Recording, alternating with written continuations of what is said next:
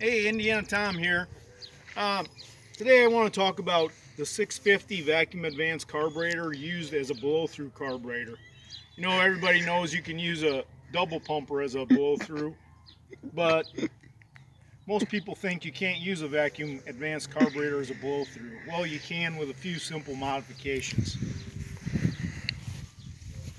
We'll just look on this side first. Right here used to be a vacuum pop for the choke and the choke linkage that came down and hit on this front throttle shaft right here. And this was originally in use with the original carburetor. And this is basically what I've done. I took a piece of plate steel and I bent it around like this as a spring perch here. Now on the vacuum pot, I took it off and took it apart, and right inside, about right there, is an orifice, okay? So what I did was, after I got it apart, I decided I want to use this vacuum pot not with the vacuum circuit that it had been used as, but as an actuator that's orifaced. So I'll tell you what I did. I went right down here and I drilled a hole through into the port that's goes directly through right here into the carburetor. And then I made block off plates. See this right here? That's just an aluminum plate that I made. It's got one hole here, and then the hole that feeds the actuator with vacuum. Okay, and then I went to the back and I made another plate that serves as a shim for this back screw. Okay, then after I took it apart, like I said, I drilled a hole right in through here, which goes through here into the galley for the vacuum port, right through there. Okay, and now there's an orifice here that restricts the flow of air. So actually what I've done was blocked off all my vacuum with this. Now my actuator is only a cylinder that has a restricted orifice in it. So this cylinder slows down the movement of the throttle shaft. Okay, now with all that said, when I get on the throttle, I'm going to move my throttle linkage on the other side. You can see the main moving right here. And then the spring actually opens the pot. So it opens the secondaries, but it also has to push the actuator up into the pot. Now when you move that fast, see the delay? That is the delay you need in order to keep your vacuum operated carburetor from having a hesitation when you get on the gas. And now the spring that I used here is 28 thousandths. This spring was about 4 inches long, and I cut it in half to get the right spring tension. The more spring tension you have, the quicker the secondaries are going to open. The weaker the spring, or the longer the spring, the slower it's going to open. So if, say you do this and you put a real stiff spring in there and you give it gas fast, it's going to choke.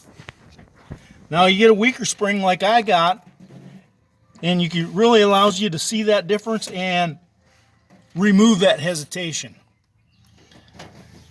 Okay, and as far as the rest of this carburetor goes, I have not put vent extensions in this carburetor. Of course, unlike a lot of engines that have a hat that force the air in from the side, and then the air kind of gets bound up and has to go down at that point. This goes up, smooth draft down in. The only problem that I've had with this is that if you're just revving it up like sitting here, you rev your engine and then you let off it fast, pressure from the boost remains inside the front and the rear, but mainly the front bowl of the carburetor, and it allows a little bit of gas to come back up through that vent, and then I'll see it in this area here. Now, to be honest with you, for me it's really not a problem at all. I could care less. Just creates a little bit of gas right here, just a little bit. Not a problem. Now I'll go ahead and crank this up, and you can see it run, and get my man Jake here to look at this side so we can see the front shaft move for the primaries, and then the second shaft move for the secondaries. And you can see the boost too, but we're not going to get much boost just sitting here like this. And now I will tell you, this car, or this engine set up just like it is, will get 15 pounds of boost. I can see a lot of power. And let's go ahead and take a look. I'll crank her up.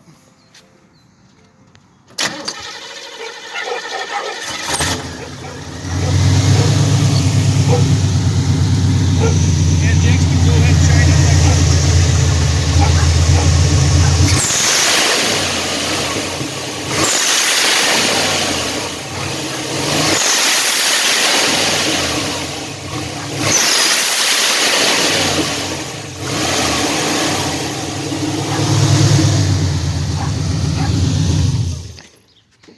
Okay, you could see that. Now there is another thing I'd like to talk about, and that is your blow-off valve here.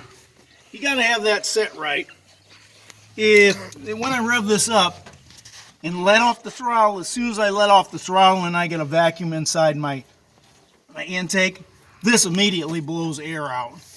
And this hose is actually a little long, probably slows it up a little bit, but this works very well. And if you don't have this operating right, you're definitely going to get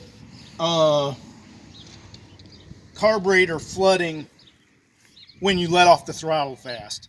So if I were to rev it up, and let off, the pressure would remain in this, be blocked essentially by the butterflies in the carburetor, causing the air to come through the float bowls and then depressurize and push fuel up through the vents.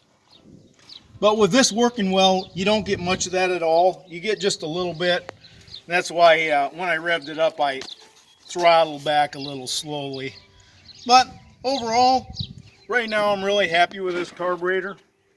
I do want to do some more work to my fuel system, and really what I want to work on is getting the fuel pressure and the boost to come up equally without spending $200 or $300. But when I get a chance and I get working on that project and I got a little advancement in it, we'll make another video and I'll show you what's up. Hey, thanks a lot, folks. Indiana Tom here, signing off.